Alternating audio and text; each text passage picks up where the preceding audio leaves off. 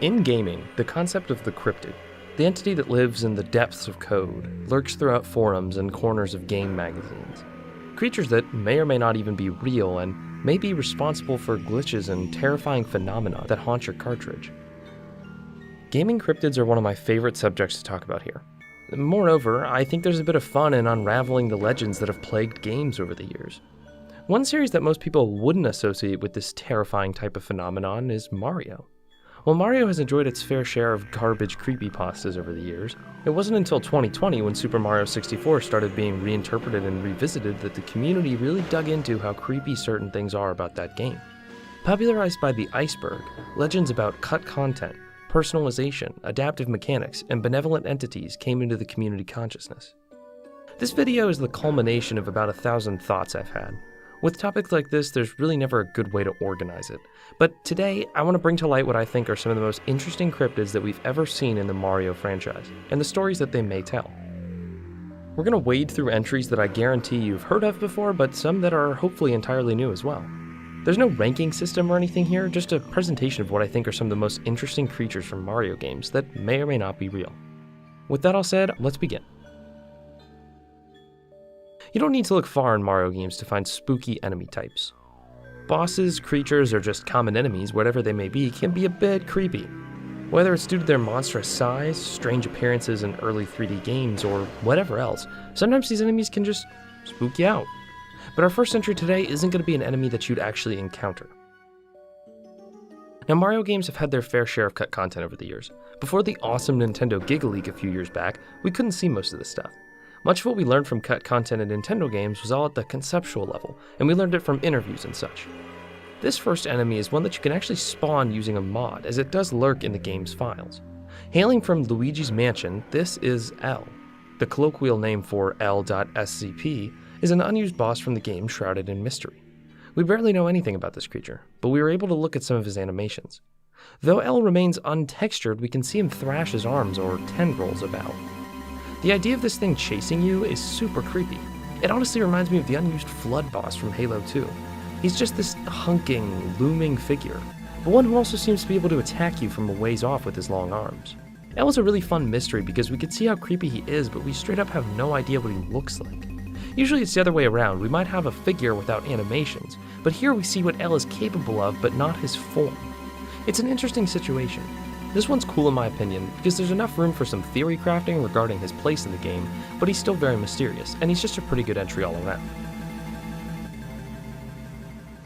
This next one is a triple entry, because these items kind of fit into the same category. These next three cryptids are fascinating for two primary reasons, and the first is that they bear absolutely zero semblance to the Mario art style and don't fit in with their respective games whatsoever. The second, and most interesting perhaps, is that these cryptids are fully implemented into the game. While you might not be able to understand them or interact with them, you can positively observe them with ease, leaving you with just as much confusion. You can probably guess at least two of these entries. These three creatures are found in Super Mario Galaxy 2 and Super Mario 3D Land, respectively. The first are the Hell Valley Sky Trees from the Shiverburn Galaxy, and the other two are the Secret World 1-3 UFO and the World 4-4 Ghost. While yes, it may be strange to lump these entries together, it does make some sense. There's a theme that ties all of these three cryptids together. Watching. All of these things are watching you from afar, not interacting at all, just observing you for some unknown purpose. Pivoting first to our friends from Shiverburn Galaxy, and once again in the Grandmaster Galaxy, these strange ghosts, which are named in the files as Hell Valley Sky Trees, are one of the most well-known cryptids from any Mario game. Not much is known about these creatures, but the prevailing theory is that they're based off of Kodama, Japanese tree spirits. These Kodama are considered mountain gods in Japanese folklore, often appearing like trees and being relatively passive so long as you don't cut them down, in which case you'll be cursed. That still doesn't explain what they're doing in outer space, in a Mario game of all places. Another thing I want to mention here is that they actually make another appearance, in the trailer for WarioWare Get It Together, appearing only for a brief instant, but towering over the entire landscape. Why are these creatures appearing across Mario games, and what do they want from us? Jumping now to Mario 3D Land, we'll start with the UFO. This is an incredibly subtle cryptid. In all likelihood, you wouldn't ever notice this playing through World 1-3, and if you're like me, you found out about it from a YouTube video or something. If you glance into this telescope here, you can briefly spot this flying saucer. I've brought up flying saucers in Nintendo games before, such as in my Woohoo Island theories, but this case seems a bit stranger.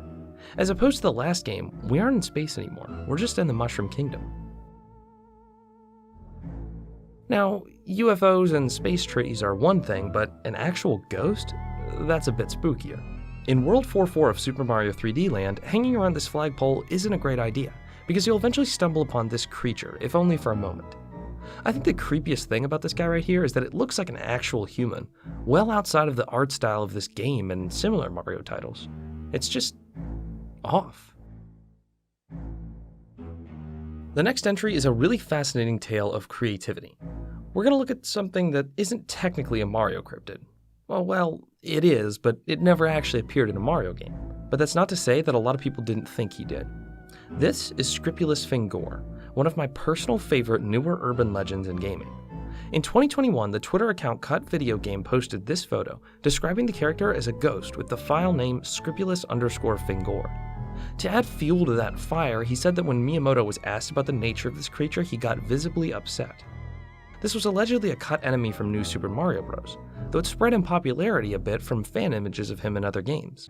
This screenshot of him in Super Mario Bros. Is honestly pretty convincing. With the little we see of him, he sorta lines up with the style of that game. Sadly, the fun did eventually come to an end, and it was confirmed pretty quickly that Fingor was a hoax, but that didn't stop him from being a cool Mario cryptid. I'd love to see him appear as a boss in a fan game, or perhaps even a mod or something. Bringing him into a 3D game as a boss would be awesome. I'd pay to fight against him in Super Mario 64. Now, speaking of Mario 64, I would be completely amiss if I didn't bring up the legendary resurgence of Super Mario 64 in 2020. There's a plethora of things to talk about here.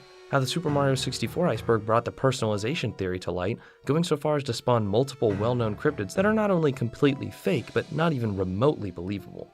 Like, despite so much of the Mario 64 personalization stuff being so obviously a creepypasta, fan creations kept this theme alive anyways, which is just fascinating. In this world, the perfect one to talk about is the Wario apparition. What's cool about him is he's sort of grounded in reality.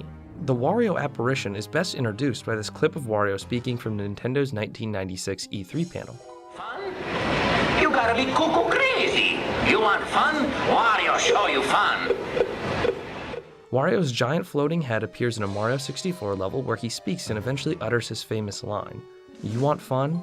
Wario show you fun."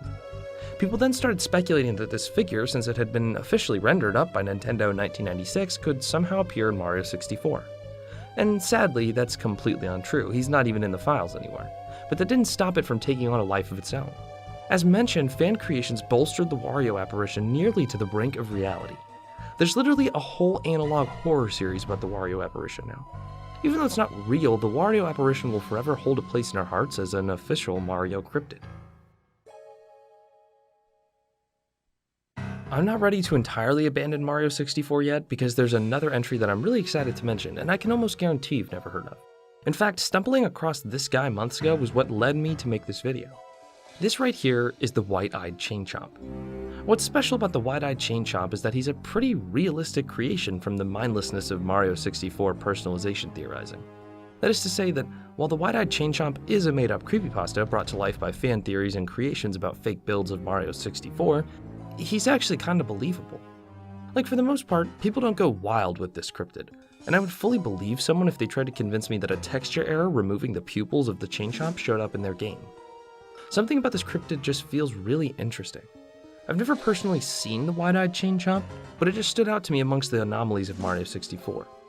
Part of why this trend was so fun was because Mario 64 is a pretty glitchy game, and stuff like this is actually possible. I hope to see this cryptid incorporated into some mods and random stuff soon. Now, it's up for debate if this next entry is even real or not, but I still had to throw it on here. For those of you who have completed Mario 64 and got to the final game over screen, you're greeted with this cake. All is fine and dandy, right? Mario and Peach are reunited and happy, and everyone wins. But, I'm sorry, who the heck is this in the background? I seriously can't tell what this is, and I'm not alone.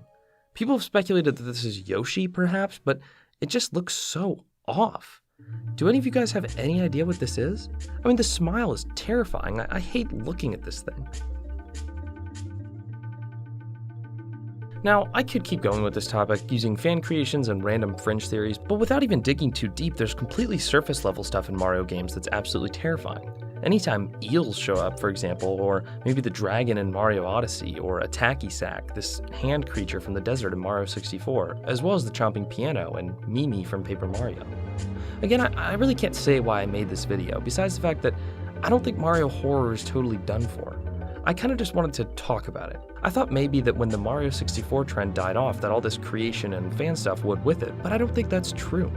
In terms of new mods and creepypastas and other fan content, there's a lot that could still be brought to life and made terrifying from the Mario series. With that all said, I really do hope you've enjoyed this video. Thanks for your time, guys, and have a great night.